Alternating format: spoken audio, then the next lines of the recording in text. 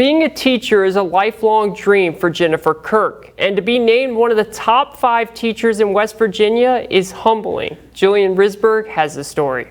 She's been named one of the top 5 finalists for Teacher of the Year in West Virginia. For Oak Hill High School teacher Jennifer Kirk, it's a full circle moment.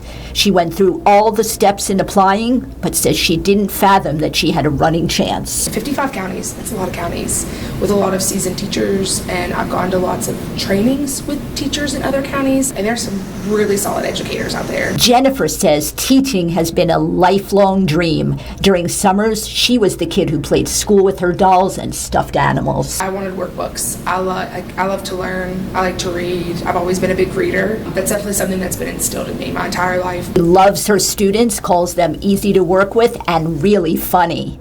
Often society really writes that off, the teacher says, especially teenagers, because that's who she predominantly works with. They have a really interesting outlook on life.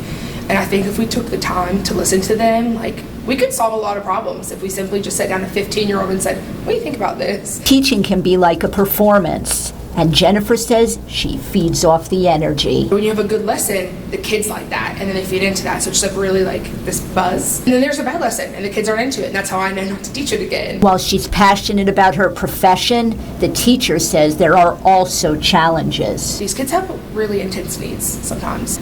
And a lot of the things I wouldn't be able to fix anyway. It's a social issue, knowing that I have kids in my room who are in pain and I can't do anything about it. That's really hard. To be recognized like this as an educator is a huge deal for Jennifer, who grew up in Fayetteville, went to Wesleyan in Buchanan, and never left the state. I'm a West Virginia girl to my core.